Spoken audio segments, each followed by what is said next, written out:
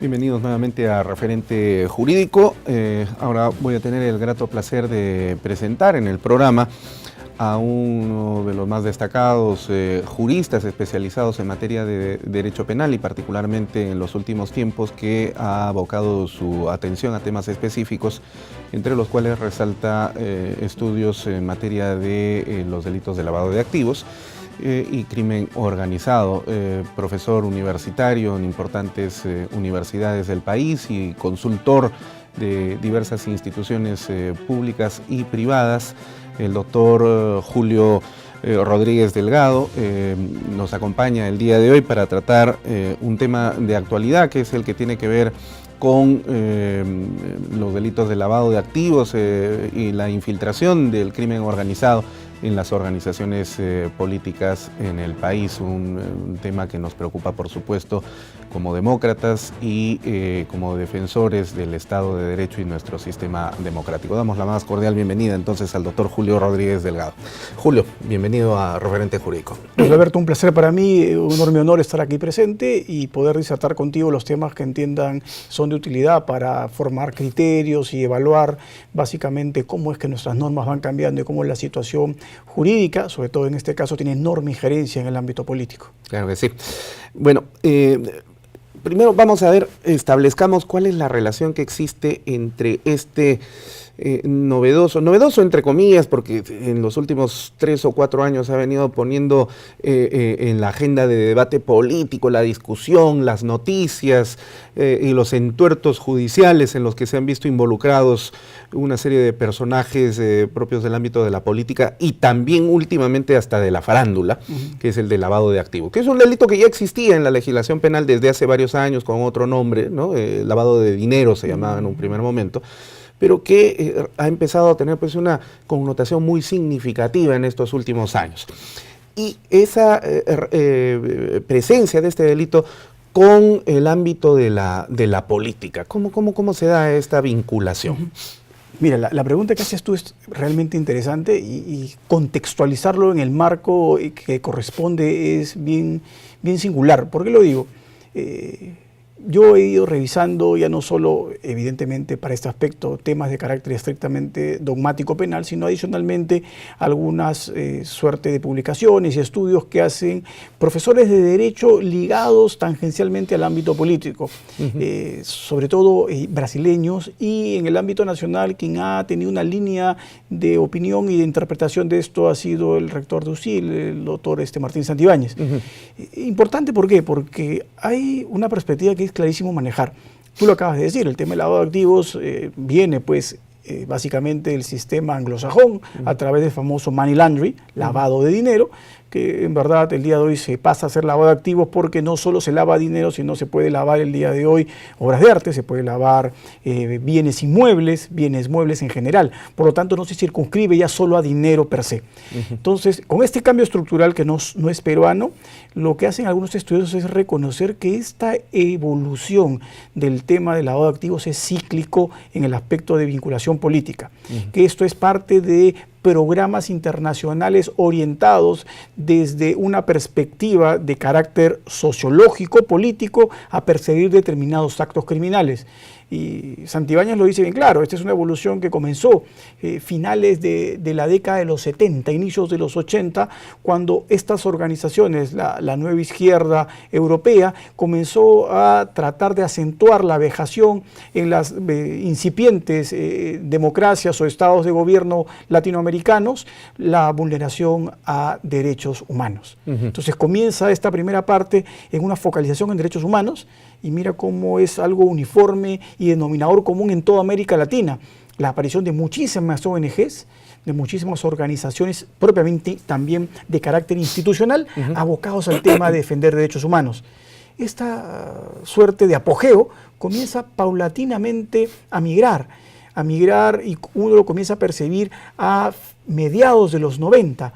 ¿Cómo a mediados de los 90 esto deja de tener un auge trascendental en derechos humanos? Y migra a corrupción. y cómo se produce el auge de corrupción mediados de los 90, finales de los 2000, y llega a su punto máximo, creo yo, en el ámbito latinoamericano, no solo en el Perú, a mediados del decenio pasado, 2005-2006, en donde ya había pues una suerte de hegemonía a nivel latinoamericano de una política de persecución de toda la corrupción. Otra vez vuelve la migración, y la migración genera un cambio también vertiginoso a nivel de todas nuestras legislaciones, a nivel latinoamericano, a nivel de la Europa del Norte. Otra vez gira y ahora hacia el lavado de activos. Entonces, este cambio no es gratuito. Este cambio obedece a razones sociológicas políticas. De naturaleza global. De naturaleza global. Así es, no es un fenómeno peruano. Y ahí detrás, obviamente, hay una serie de intereses políticos, porque esta movilidad en cuanto a la persecución en todo un bloque del mundo civilizado de Occidente obedece a razones políticas. Y económicas, ¿no? Y evidentemente, ahí iba yo, detrás de eso, necesariamente al aspecto económico.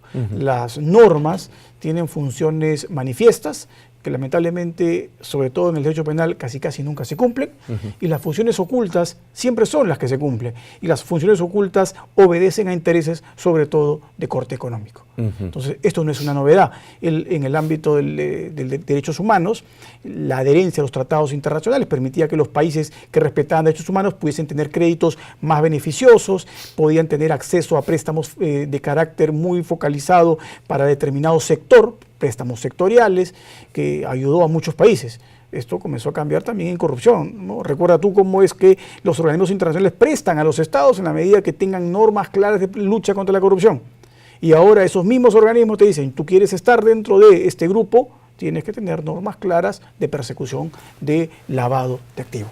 Y porque además esto ha permitido una suerte de estabilización del sistema, ¿no? En países como el del Perú, que ha venido a resultar bastante atractivo para los inversores extranjeros, que con toda tranquilidad entonces pueden realizar sus actividades económicas de naturaleza privada, porque evidentemente no podrían arriesgarse a hacerlo en un país convulsionado, en un país en el que los derechos humanos son conculcados violentamente, la corrupción campea y el crimen organizado contribuye en ese proceso, porque más que ganancias habrían pérdidas. Así que entonces hay que proteger esos intereses económicos, y para eso el derecho pues tiene que organizarse de una manera mundial, ¿no es cierto? Y homologar normas para que estas normas permitan que la circulación de los grandes capitales que generan riqueza en los países tengan las mismas reglas de juego. Entonces, eso es lo que está detrás. Entonces, bajo esa óptica, es trascendental comprender que nuestros cambios normativos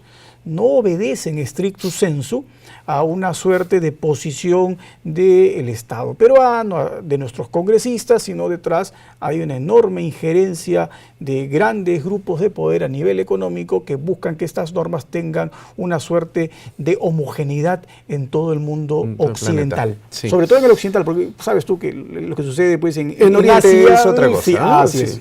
Y sobre todo en los países musulmanes. Ahora, digamos, en este contexto, quienes deberían, al menos teóricamente, si no defender el sistema, sí propiciar su estabilización, son aquellos que están vinculados con la clase política, que son precisamente quienes participan en el proceso de gestación reguladora de las normas que van a encargarse precisamente de estos aspectos. Y sin embargo, el crimen organizado ha estado infiltrándose de una manera sistemática en los últimos tiempos en estas organizaciones con el afán de capturar el aparato estatal para hacer de las suyas, ¿no? ¿Cómo se ha podido percibir la presencia del crimen organizado? Eso ya es algo que no se puede negar el día de hoy. Sí ha habido presencia, está todavía.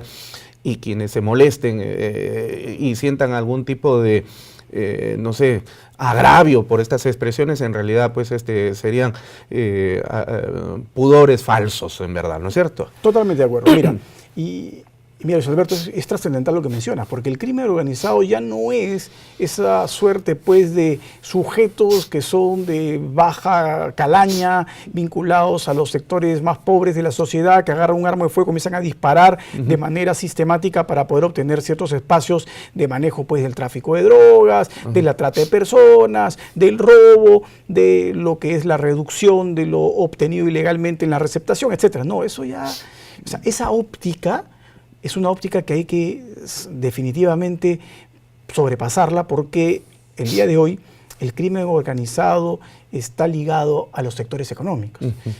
Y esto ya fue anunciado en su momento. El texto de Sutherland, White Collar Crimes, que es el ícono, ¿no? Y que en el ámbito del derecho europeo continental... Los delitos de cuello blanco. Así es el famoso libro de Klaus Tiedemann y de la criminalidad económica.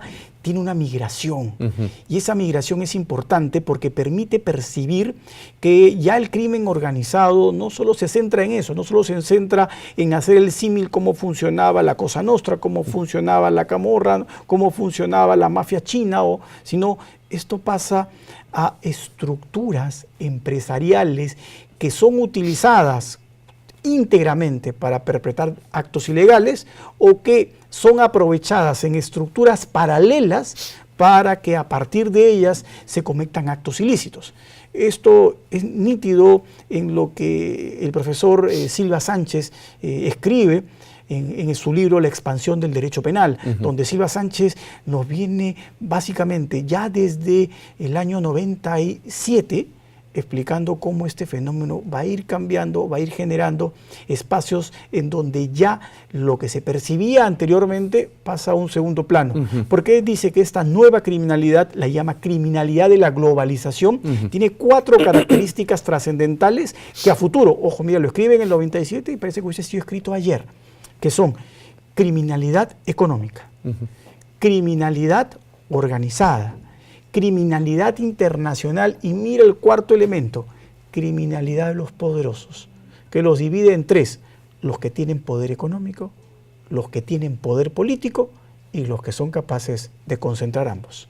Y esa es la nueva criminalidad que va a inundar el mundo globalizado. Habría que agregar uno, y los que tienen poder religioso, porque últimamente también hemos visto que hasta ellos podrían... el caso del Vaticano, el Banco Vaticano, o estas organizaciones evangélicas, ¿no? Pero mira que su poder no se centra en la religión, sino en la economía. Claro. El Banco del Vaticano es uno de los bancos más poderosos, que tiene la mayor cantidad de activos en el mundo que respaldan, ¿no?, su economía, y las grandes iglesias cristianas son capaces de comprar, ¿no?, a nivel mundial, no solo en el Perú, grandes edificios, grandes terrenos, y a partir de ahí pues construir enormes edificaciones. Es decir, es poder económico finalmente. La religión para algunos acaba siendo una excusa, para otros la esencia de su existencia, pero más allá de ello lo que concentran es poder económico y la posibilidad de que la iglesia en países como el nuestro tenga injerencia política. Claro que sí. Ahora, la pregunta de los 10 millones es, ¿y cómo prevenimos esta infiltración del crimen organizado en las organizaciones políticas? Porque en el campo de la teoría política se entiende todavía, Sartori lo reafirma, Norberto Bobbio, los Habermas, los politólogos más importantes del mundo, que la relación entre la sociedad civil, un término mal utilizado aquí en el Perú porque es un término hegeliano, con el aparato estatal se da precisamente a través de los vasos comunicantes que son los partidos políticos. Es decir, el partido político es por esencia y por definición el vaso comunicante de la relación que existe entre el pueblo y el aparato del Estado. Pero cuando el partido político es capturado por una organización criminal para desligarse de estas funciones, entonces la teoría pues se convierte en un mamarracho y la práctica nos da cuenta de una realidad perversa respecto de la existencia de los partidos políticos. Entonces, ¿cómo hacer para poder prevenir? Esa es la gran pregunta, pero no me respondas ahora, por favor. Vamos a hacer un corte comercial. Perfecto. Y continuamos conversando entonces en el siguiente bloque. Ya regresamos entonces en Referente Jurídico, no se vayan.